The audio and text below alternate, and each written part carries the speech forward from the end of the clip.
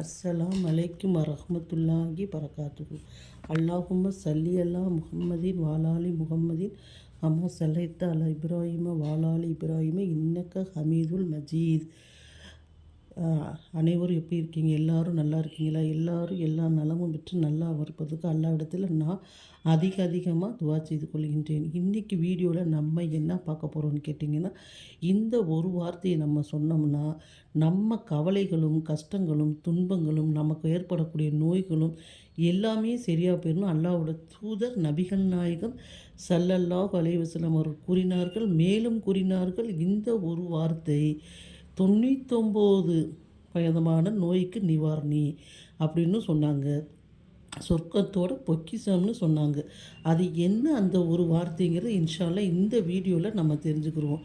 அதாவது நமக்கு கவலைகள் அதிகமான கவலை இல்லாத மனிதனும் கஷ்டம் இல்லாத மனிதனும் துன்பம் இல்லாத மனிதன் இந்த உலகத்தில் யாருமே இல்லை. எல்லாருக்குமே ஒவ்வொரு விதத்தில் கவலைகளும் கஷ்டங்களும் வந்து கொண்டே இருக்கிறது. நோய்க்கு இன்ஷா அல்லாஹ் இந்த இப்போ உள்ள காலகட்டத்தில் பஞ்சமே இல்லை. எல்லாருக்கும் நோய் வந்து கொண்டே இருக்கிறது.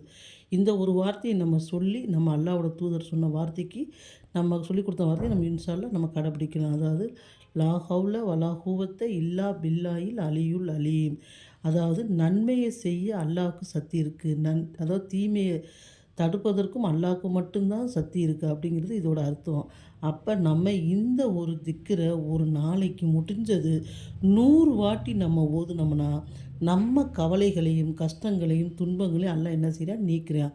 அது மட்டும் இல்லை, இந்த திக்ரு 99 வகையான நோய்களுக்கு நிவாரணியாக இருக்குன்னு அல்லாஹ்வோட தூதர் சொன்னாங்க. மேலும் இந்த ஒரு வார்த்தை பார்த்திங்கன்னா சொர்க்கத்தோட ஒரு பொக்கிஷமாக இருக்குன்னு அல்லாஹ்வோட தூதர் சொன்னாங்க.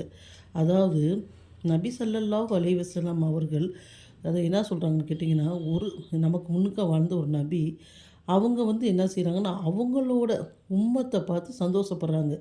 என்னோட உம்மத்து மாதிரி யாராச்சும் இருக்காங்களா? நல்ல அறிவாலையும் உடல் பல இதெல்லாம் திறமையானவங்களாக இருக்காங்க அப்படின்னு அல்லாவை மறந்து அவங்க என்ன செஞ்சாங்க, தன்னைத்தானே தன்னோட உம்மத்தை பார்த்து புகழ ஆரம்பித்தாங்களாம்.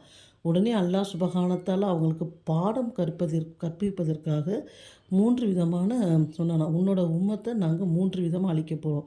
ஒன்று கூட்டமாக அழிச்சிருவோம், இல்லைனா புயலை கொண்டு இந்த மாதிரி சொன்னோன்னா அந்த நபி சொன்னாங்களாம், சரி நீங்கள் சிறு சிறு கூட்டமாக அழிச்சிருங்க, அல்லாவே என்னை மன்னிச்சிருந்து சஜிதாவில் விழுந்தாங்களாம். அப்போ அல்லாஹ்வோட தூதர் சொன்னாங்க, என்னோட உம்மத்தை பார்த்து எனக்கு இந்த ஒரு பெருமை வந்துக்கூடக்கூடாது. அதனால இந்த திக்கிரை நான் என்ன செய்கிறேன், நான் ஓதுறேன். இந்த திக்ரு எனக்கு பிரத்யேகமாக கொடுக்கப்பட்ட திக்ரு அப்படின்னு சொன்னாங்களாம். சுபஹானல்லாஹ். இந்த திக்ரை நம்ம கவலைகள் கஷ்டங்கள் ஏற்படும்போது, அதாவது நமக்கு ரொம்ப சொல்ல முடியாத கவலைகள் இருக்கும். நினச்சி பாருங்கள், எல்லா மனிதருக்கும் கவலை ஏற்படும். நம்ம எத்தனையோ பேர்ட்ட புலம்பி பார்ப்போம், அழுது பார்ப்போம். அவங்களாம் ஆறுதல் சொல்லுவாங்க, பின்னுக்கு போய் நம்மளை குறை சொல்லுவாங்க.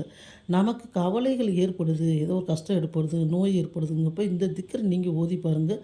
நானும் ஓதி பார்த்துருக்கேன். அல்ஹம்துலில்லாஹ் மன திருப்தி கிடச்சிருக்கு. இது அல்லாஹ்வோட தூதர் நமக்கு சொல்லி கொடுத்தது. அப்போ இந்த திக்ரை இன்ஷா அல்லாஹ் நமக்கு நோய் ஏற்படும், எந்த நோயாக இருந்தாலும் சரி, தலைவலியாக இருந்தாலும் காய்ச்சலாக இருந்தாலும் பெரிய நோயாக இருந்தாலும் சின்ன நோயாக இருந்தாலும் இந்த திக்ரை நம்ம என்ன செய்யலாம், ஓதலாம். 99 நோய்க்கு நிவாரணியாக இருக்குது. இன்ஷா அல்லாஹ் இந்த திக்ரை ஓதலாமா? இன்ஷா அல்லாஹ் நீங்களும் ஓதுங்க. உங்கள் தெரிஞ்சவங்களுக்கும் என்ன செய்யுங்க, இந்த திக்ரை சொல்லி கொடுங்க. இந்த திக்ரு அல்லாஹ் பாதுகாத்த மக்களை தவிர எல்லாருக்குமே இந்த திக்ரு தெரியக்கூடியதாக இருக்குது. தெரிஞ்ச ஒரு திக்ரு தான். இந்த வீடியோ பிடிச்சிருந்துச்சுன்னா நீங்கள் லைக் பண்ணுங்கள். அதே மாதிரி மற்றவங்களுக்கு ஷேர் பண்ணுங்கள். சப்ஸ்கிரைப் பண்ண மறந்துடாதீங்க.